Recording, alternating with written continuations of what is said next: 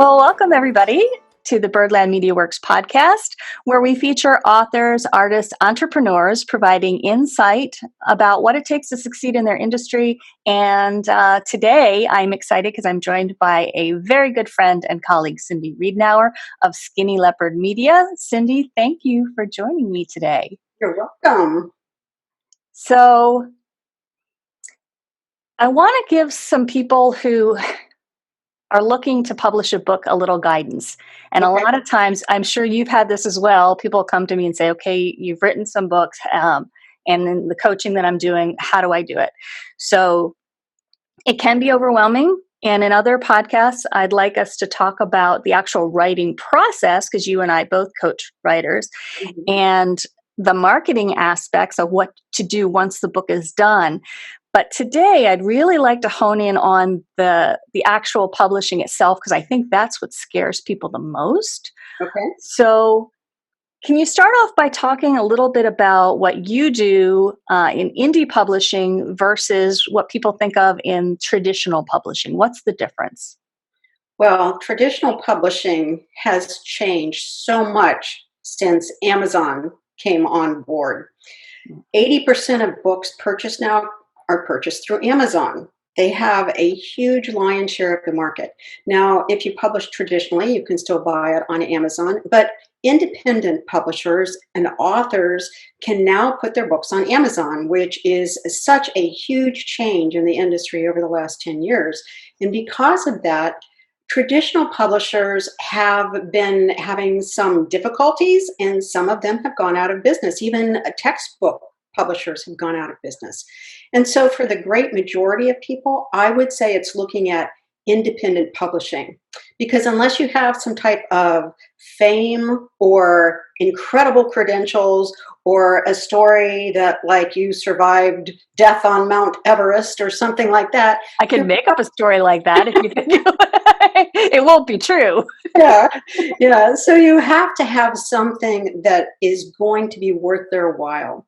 And even if you do get published by a traditional publisher nowadays, the financial benefits are probably less than you could do marketing it yourself with an independent publisher or yourself. So it's just changed so much that you really ought to look at both avenues and decide what is really right for you. So can you talk a little bit about the financial? Because I think that confuses people when you work with traditional versus what you can make on your own. Well, a lot of people have the idea that if they go with a traditional publisher, they're going to get a large advance, and that's going to keep them living for a while, but that's just not true anymore. A traditional publisher also expects you to put skin in the game. I mean, they expect you to be putting money into marketing and be doing things yourself. Book tours that they have to put money into are pretty much reserved for those famous people or those people who have that great story. So you're going to have to do everything. Like, you have to build up your own social media. They won't even talk to you if you don't have at least 5 to 10,000 followers on social media platforms. And then they take returns before they pay you any royalties. So if your book is in a bookstore, all those bookstores get to send the books back. So they might wait 6 months before they even pay you your first royalty, because they're waiting to see how many books are coming back before they even give you that royalty.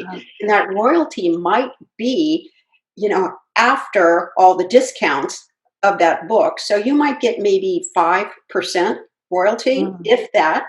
And then as an independent, you get all the other benefits of being on all the retailers, except you're not in a bookstore. But since a lot of bookstores are closing anyway, is that really a disadvantage? It's really not anymore. Most people are buying their books online. Yeah. And one of the things that I noticed as well, because I originally wanted to see, well, let me give traditional a shot and see what happens. And I sent it to different places. And a lot of the places, as you've mentioned, one of the benefits in my mind of doing traditional was, well, they have more money to invest in promotion. They have a big name. I'm going to go further. But as you've mentioned, they are coming back, and several places were like, yes, we love your book, sign here, but then we want you to put this money in, and the other thing that happened is I'd send something out, and 9 months later, I actually got a rejection notice for the first data collectors, but I'd already published the first two and the audio was done. And so I'm like, here I have 2 books now that are out in circulation, ebook, print, and audio, and they're saying no thanks. And I'm like, had I waited, I would have missed a lot of time. Now, fortunately, they weren't all rejections, or else I'd be kind of rethinking. But anyway. Right. It does take a lot longer. They have such a long process to even vet all the books and then to actually get through it. And they sometimes will say they want a different cover. They don't like what you've done. They might want to edit it. And that drives up your costs because they're probably not going to pay for it. They're going to ask you for an investment. And then on top of that, one of the things I see a lot of are the publishers that make it a big deal like, yay, yay, we've accepted you. But by the way, the contract includes that you have to buy 500 books. So, Wow. where are you going to put those books? In your garage, and you're going to try and sell them in a different way? In fact, right now I'm working with someone who the publisher decided that they were going to have the books printed in China. So for some strange reason, they're not even on an account on Amazon that can ship them. She has to ship them herself out of her garage. Wow. So she bought a big lot of 500 books from China, and now she's shipping them in just as in like an regular Amazon account. But that's crazy. Why do that when there's other publishers? Amazon can publish you in print or in an ebook, and Ingram Spark, which is the largest book distributor in the world, can also do print or ebook. So, it's a no-brainer nowadays. It's very easy to do your own publishing. Yeah, and the thing that frustrated me is I was open to hybrid because I'm like, they don't know me. If they're going to put a little investment in, and as you said, you put a little skin in the game, but there has to be, to me, a collaboration. And what I was getting is, yes, we want to publish your book. Here's the contract, and I'd say, okay, looks good, except I've already hired 2 editors. I've already done the cover. It's already been formatted. It's essentially ready to go. Can we renegotiate this contract? And they came back and said, well, if you're having trouble with the money, we can just set up a payment plan. And I'm like, Yeah. they didn't even read what I wrote. It had nothing to do with the money. It's the fact that the work is done. Why would I pay for it twice? Right. Well, So, another situation, I can tell you that I saw someone who had signed a contract with a publisher, and the publisher did upload it to Amazon. However, it didn't meet Amazon's requirements. So they sent the notification back to the authors saying the cover does not meet their specifications. And all of a sudden, the publisher, well, we're done. We did everything we had to do. But there's a problem. So the book is not published. wow. Unless you have somebody like you coming in to tell them how to fix it. Right. Yeah. Yeah. So let's talk about the process of indie publishing. Somebody comes to you, they're like, my book is done. Where do you go from there, and kind of baby steps so people don't get too, because it can be overwhelming. Right. Well, a lot of it depends. Is it nonfiction or fiction? So what I do is I look at the actual manuscript, and what a printer wants to see is that all the fonts are embedded and that everything is going to print correctly. So that's where a publisher comes in who knows how to do all that.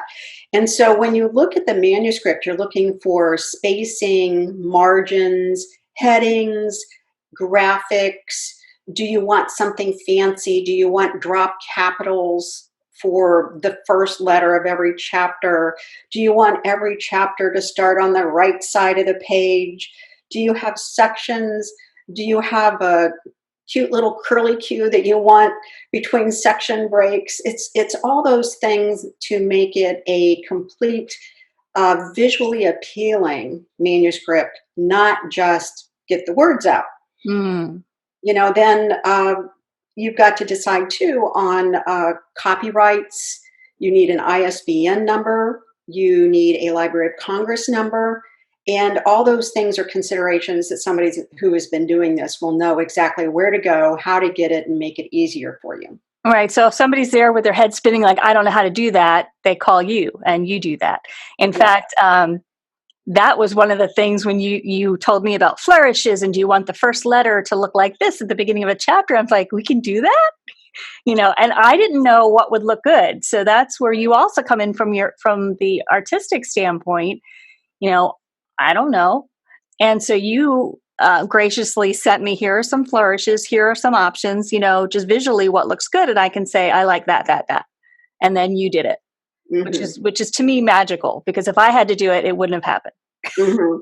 Well, and then you also have to note, like, there's certain resolution requirements. Mhm. So Ingram Spark, who does the print versions that I always work with, Ingram Spark, they require 300 dots per inch. Well, if you don't know how to even see what the resolution is, you could be in a problem later because you're going to have a blurry picture printed. So you need to know how to enhance that, what size to make it, that it has to be in grayscale rather than black and white, because no printer wants to use too much ink and have an oversaturated image or even the cover. So there's all sorts of little nuances that you learn over the time that you're working. And still, that was really fast, right? So I remember sending Dr. Terry Barnett for his book on death and dying, which is a fabulous book that everybody should read. But I no sooner referred that I get a thank you note, like, thank you for introducing me to Cindy. She was wonderful. And I'm like, wait, it's done? So from the time he handed it to you to the time it was published, how long was that? Oh gosh, probably less than 2 weeks. See, that's amazing to me. And you went through all that process of getting it to look the way it needed. And if there were things that you needed from the author, it was like, I need this piece of information, or I need this piece, versus the author having to do it all themselves, which I think is such a great advantage for somebody who has done the publishing process from start to finish. And I don't want to do it again. Like, I'm grateful to have you doing this for me. So talk about some of the myths and kind of setting expectations for people. Because in my work in coaching authors, and in some case doing marketing for authors, I'll get one extreme or the other. I'm going to publish this book and be on Oprah and Dr. Phil and make $1 bazillion, and I'll take you with me. I'm like, I don't want to go anywhere. I'm happy where I am. And then the other side of it is, well, I'm doing it for myself. I don't know if anybody's going to read it. Do I want to put the money in if I'm not going to get anything out of it? So there's the underselling themselves, the lack of confidence in what they have to say. So what do you tell people when they come to you with this manuscript that they put a lot of blood, sweat, and tears in, as far as what to expect? Well, I have heard it said that the average author will probably never sell more than $5,000 in books. Okay. But the whole thing is, how are you marketing yourself? Because when you think about Amazon, any product, not just books, you go on and you Google a protractor for, you'll come up with 100 different ones, right? And everybody sells it. And it's the same thing with books. You've got this little 1-inch thumbnail that you're competing against millions of other books. And there's a gazillion different book categories nowadays that you can be in. And everybody wants to have a bestseller. And that is a big thing that I see, that everybody says, well, I'm going to have all my friends buy it on the same day, so Amazon ranks me as a bestseller. Well, they will rank you as a bestseller for one day. And then after that, if you can't stay there, it will be discounted day after day after day. So within 11 days, nobody will ever see that you ever were a bestseller. So if you're putting that out there in your ads or in your website saying you were a best-selling author, the first thing I do as a publisher, I go to Amazon and I check out that book and I see how many reviews they are, what are they ranking at now, and then I just want to say, liar, liar, pants on fire. So you make yourself look like you're just boasting about something that never happened, or you're making it up. So it's just ridiculous to even aim for that. If you're going to be an author, do it because it's something that you really want to put out there as a creative project, because you have something to say, or because there's a need to fill. If you're writing nonfiction, like you were talking about Dr. Terry Barnett's book on death and dying, right now with everything that's going on in the world, there's so much fear of dying. And his book is just amazing. He gives stories about people he's counseled. He's a end of life specialist, and it's great, but people have to find the book. So he, we've talked about how he needs to market it, and that's what every author needs to do. They need to figure out, do they want to place Amazon ads? Do they want to talk to bloggers? Do they want to contact newspapers or TV stations or the book editors of different places and try and get a little attention to their book? Yeah, yeah. So if it's so risky, why do we do it? Because for me, I'd like to make money. Sure. I have a message. I am all for, getting the messages out in the book. And even though my books are fiction, they do have some little nuanced things in there. So I want to educate and entertain, but I also want to make money. So I see, for me with yoga books, when I was teaching yoga, it was so easy to use it as a teaching tool that it was a no-brainer that I was selling books because it worked in the process of teaching. Mhm. As a sci-fi author, I'm not building a spacecraft, or so you think. But seriously, it's so. So I guess what I'm saying is I don't want to dissuade people from publishing. Like, oh, why bother? If I'm only going to make $5,000 and I'm going to be like a drop in the bucket, why do it? So Well, why do it? a lot of business people will do it for credibility. There's, when you say you have spent the time and the effort to put a book together and you have that out there, that adds to your credibility. I think if you're any type of speaker or you have some type of business, I see coaches do it, real estate experts, investment bankers, people that want to add some type of foundation to what they've already got.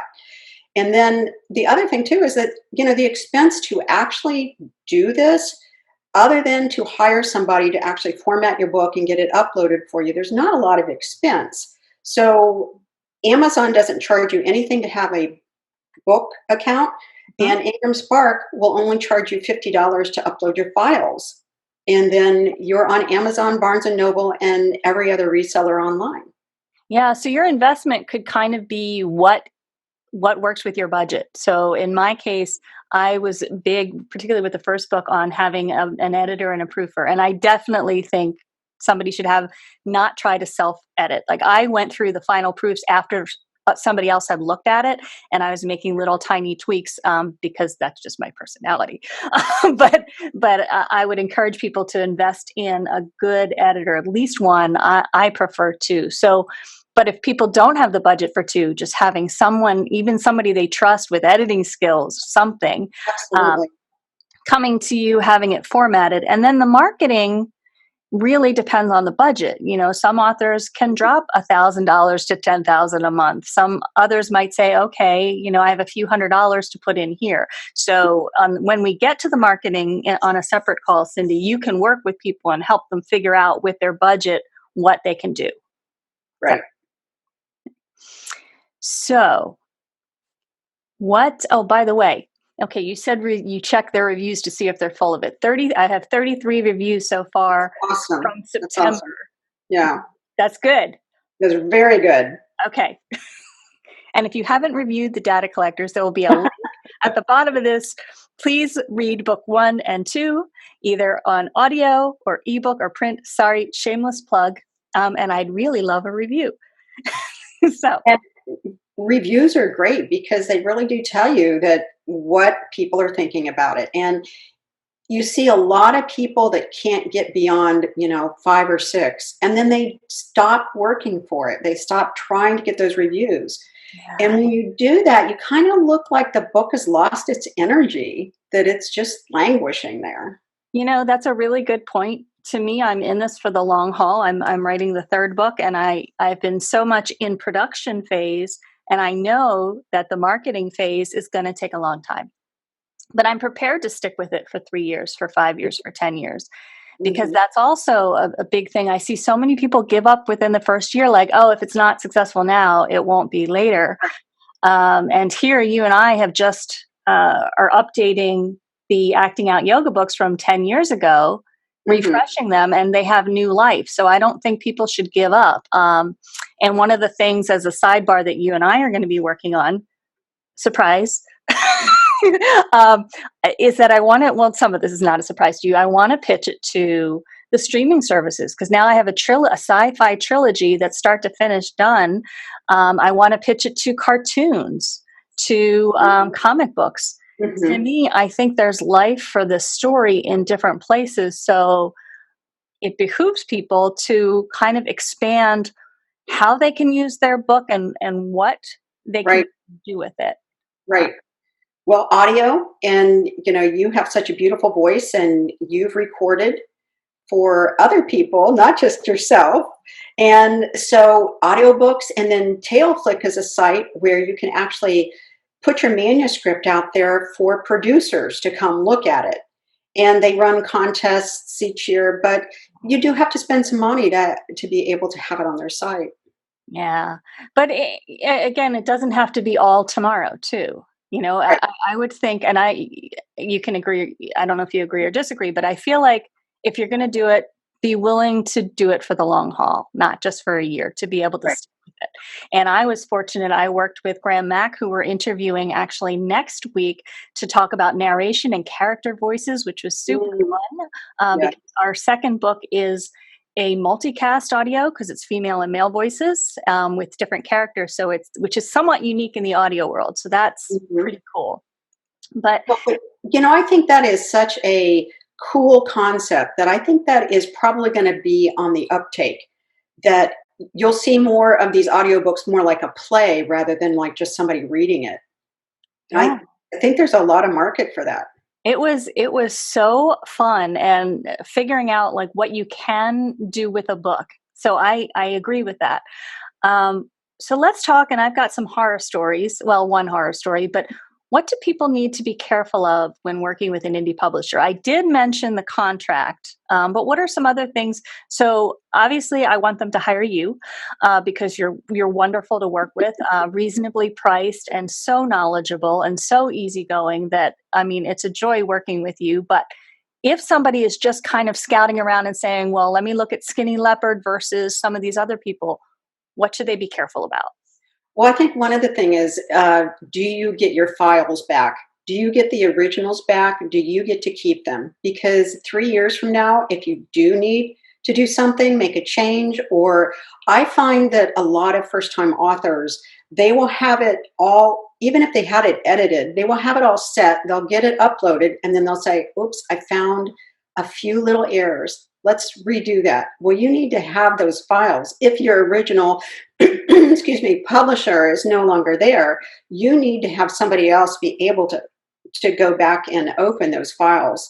I had a woman who the publisher had probably used somebody in another country, and they had used a software that when they saved it as a PDF file, something was corrupted there. And so I had to buy a special package to open it up. And even then, there was only so much I could do to make changes. It was a very, very touchy situation, a lot of glitches. And I finally was able to make changes for her that she could live with. But, you got to think about the future, about changes, your ownership, even the graphics, your cover. Do you have a back cover, a spine, and a front cover, not just a front cover? Yeah. And I actually heard a horror story of an author who fortunately got her work back, but I think it involved a lawsuit where she signed a contract. They had her files and she was not getting paid and they kind of absconded with it. So the Ooh, fact that to me, every time the files are done for you or for anything I'm doing for the audio, it's I can back them up immediately. And that to me, that's a huge thing. Anything else that would be a red flag as far as the investment? You mentioned some of them require you to buy 500 books or just to read the fine print, or there's some other things that we should I, be I mindful of. think that excuse me. I think that anytime somebody requires you to buy a certain amount of books for your inventory, that is a big red flag. Okay. Good to know. And I have one story. When I first went to publish Javier in the Amazon, the first acting out yoga book, I had a wonderful artist, Jessica Clark, who had graduated from Ringling, and her stuff is out there. Her stuff's amazing.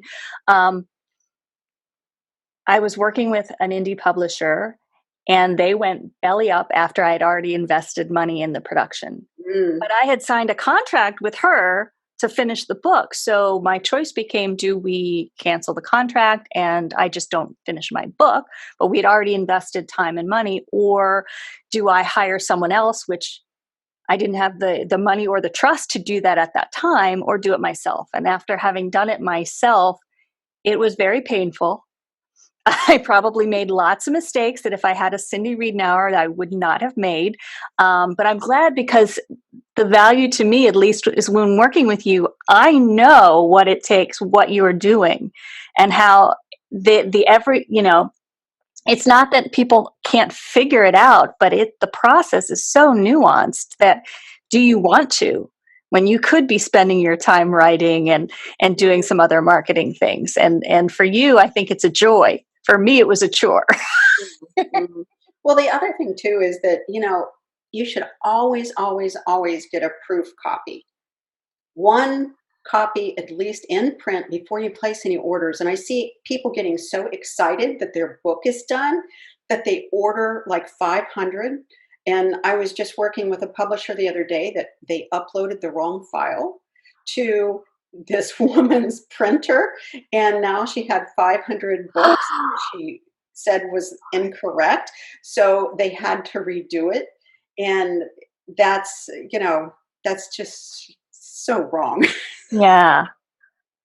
Oh, wow. I mean, you've got to be able to trust that somebody can do the right thing. And that's one of the organization is a big process. And that is one of the things where I see people having problems with other publishers. And I end up having to fix the issues for a lot of these, is that the publisher was unorganized. They couldn't get everything together. They either, decided that they were making too many changes. The author was making too many changes, and they threw up their hands and he said, "We can't make any more changes. We're done." Well, so what happens? Yeah. Does the book just languish there? And what happens to the money? It's you All really, right. really got to make sure of who you're working with. Yeah. So if you're out there and you have a half published book because the deal went bad, call Cindy. So, Cindy, please tell us more. In addition to publishing, you have an array of services. Tell people how they can, what you offer, and how they can find you. Well, they can find me at skinnyleopardmedia.com. And also my email is cireadnower, READNOWER @gmail.com. Okay. And I'll make sure I have that information in the description of this podcast. You were going to say something else. I'm sorry. Well, I was just going to say that I'm happy to give anybody a 1 hour free consultation. And I kind of give everybody an overview of the possibilities of their book, what their challenges would be, how to market it, what the investment will be. And I'm free, I freely share that information. Cindy Readnower of Skinny Leopard Media, thanks for joining me. If you were here, I'd give you a big hug. And by the way, people, Cindy usually is here because we've done podcasts from the studio, but again, with COVID, this seemed a little more prudent. So hopefully we'll get to sit side by side again soon. But until then, thank you, Cindy. Thank you.